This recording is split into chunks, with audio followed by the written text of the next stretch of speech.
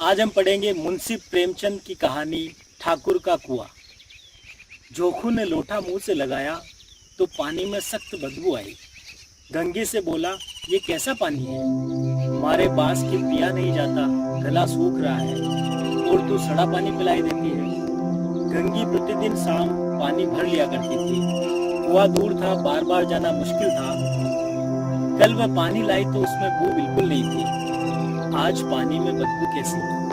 लोटा नाक से लगाया तो बदबू सचमुच थी। जरूर कोई जानवर कुएं में गिरकर मर गया होगा, मगर दूसरा पानी आए कहां से? ठाकुर के कुएं पर कौन चढ़ने देगा? दूर से लोग डांट बताएंगे, साहू का कुआं गांव के उस सिरे पर है, परंतु वहां भी कौन पानी भरने देगा? कोई तीसरा कुआं गांव में है नहीं। जोखू कई दिन से बीमार है। कुछ देर तक तो प्यास रोक के चुपचाप पड़ा रहा, फिर बोला, अब तो मारे प्यास के रहा नहीं जाता। ला थोड़ा पानी नाक बंद करके ही पी लो। गंगी ने पानी नहीं दिया। खराब पानी से बीमारी बढ़ जाएगी, इतना जानती थी, परंतु ये न जानती थी कि पानी को उबाल देने से उसकी खराबी जाती रहेगी। बोली, यह पानी कैसे पीओ? न जाने कौन सा जानवर मरा है, कुएं से मैं दूसरा पानी लाई देती। जोखू ने आश्चर्य से उसकी ओर देखा। पानी कहां से लाएगी?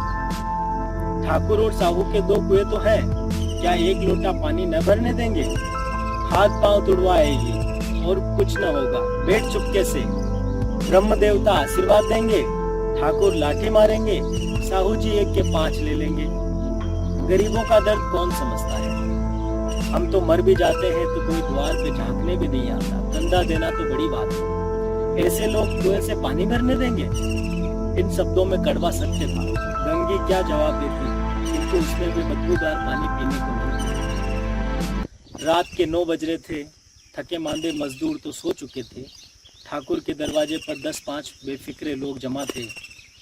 मैदानी बहादुरी का तो अब न जमाना रहा है न मौका। कानूनी बहादुरी की बातें हो रही थी।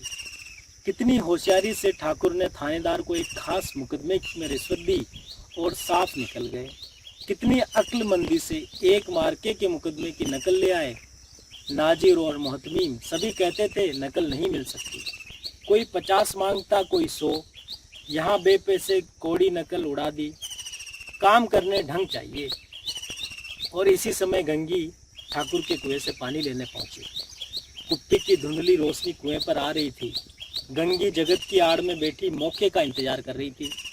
किसी के लिए रोका नहीं, सिर्फ ये बदनसीबी नहीं भर सकते। गंगी का विद्रोही दिल रिवाजी पाबंदियों और मजबूरियों पर चोटें करने लगा। हम क्यों नीच हैं और ये लोग क्यों ऊंचे हैं? इसलिए कि ये लोग गले में तागा डाल लेते हैं। यहाँ तो जितने हैं एक से एक छठे हैं। चोरी ये करे, जाल फरेब ये करे, झूठे मुकदमे ये करे। अभी इस ठाकुर ने तो उस दिन बेचारे गडरिए की भेड़ चुरा ली और बाद में मार कर खा गया। इन्हीं पंडित के घर में तो 12 मास जुआ होता है। यही साहू जी तो घी में तेल मिलाकर बेचते हैं। काम करा लेते हैं, मजदूरी देते हुए नानी मरती है। किस किस बात में हमसे ऊंचे हैं? हम गली गली चिल्लाते नहीं कि हम ऊंचे हैं, हम ऊंचे। कभी गांव में आ जाती हूँ तो रस भरी आंख से देखने लगते हैं, जैसे सबकी छाती पर सांप लौटने लगता है, परंतु घमंड ये कि हम ऊंचे हैं। कुएं पर किसी के आने की आहट हुई। गंगे की छाती धक धक करने लगी। कहीं देख ले तो गजब हो जाए, एक लात भी तो नीचे न पड़े। उसने घड़ा और रस्सी उठा ली और झुककर चलती हुई एक वृक्ष के अंधेरे साये में जा खड़ी हुई। कब इन लोगों को दया आती है किसी पर? बेचारे महंगू को इतना मारा कि महीनों लहू थूकता रहा, इसलिए तो कि उसने बेगार न दी थी। इस पर ये लोग ऊंचे बनते हैं। कुएं पर स्त्रियां पानी भरने आई थी, इनमें बात हो रही थी। खाना खाने चले और हुक्म हुआ कि ताजा पानी भर लाओ। घड़े के लिए पैसे नहीं है।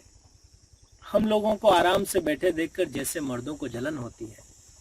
हाँ, ये तो न हुआ कि कलसिया उठाकर भर लाते, बस हुक्म चला दिया कि ताजा पानी लाओ, जैसे हम लोंडिया ही तो है। लोंडिया नहीं तो और क्या हो तुम? रोटी कपड़ा नहीं पाती, 10-5 रुपए भी छीन झपट कर ले ही लेती हो। और लोंडिया कैसी होती है? मत लजाओ दीदी, छिन भर आराम करने को भी जी तरस जाता है। इतना काम किसी दूसरे घर के कर देती तो इससे कहीं आराम से रहती। ऊपर से वह एहसान मानता, यहाँ काम करते करते मर जाओ, पर किसी का मुंह ही सीधा नहीं होता। दोनों पानी भरकर चली गई तो गंगी वृक्ष की छाया से निकली और कुएं की जगत के पास आई। ठाकुर भी दरवाजा बंद कर आंगन में सोने जा रहे थे। गंगी ने क्षणिक सुख की सांस ली। किसी तरह मैदान तो साफ हुआ। अमृत चुरा लाने के लिए तो राजकुमार किसी जमाने में गया था, वह भी शायद इतनी सावधानी के साथ और समझबूझकर न गया हो। गंगी दबे पांव कुएं की जगत पर चढ़ी। विजय का ऐसा अनुभव उसे पहले कभी नहीं हुआ था। उसने रस्सी का फंदा घड़े में डाला, दाएं बाएं चौकन्नी दृष्टि से देखा, जैसे कोई सिपाही रात को शत्रु के किले में सुराग कर रहा हो। अगर इस समय वह पकड़ ली गई तो फिर उसके लिए माफी या रियायत की रत्ती भर भी उम्मीद नहीं। अंत में देवताओं को याद करके उसने कलेजा मजबूत किया और घड़ा कुएं में डाल दिया। घड़े ने पानी में गोता लगाया, बहुत ही आहिस्ता, जरा भी आवाज न हुई। गंगी ने 2-4 हाथ जल्दी जल्दी मारे, घड़ा कुएं के मुंह तक जा पहुंचा। कोई बड़ा सहजोर पहलवान भी इतनी तेजी से न खींच सकता था। गंगी झुकी कि घड़े को पकड़कर जगत पर रखे कि एकाएक ठाकुर साहब का दरवाजा खुल गया।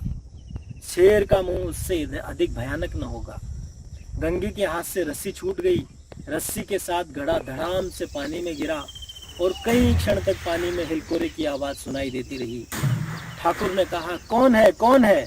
पुकारते हुए कुएं की तरफ आ रहे थे और गंगी जगत से कूदकर भागी जा रही थी। घर पहुंचकर देखा तो जोखू लोटा मुंह से लगाए वही मैला गंदा पानी पी रहा है।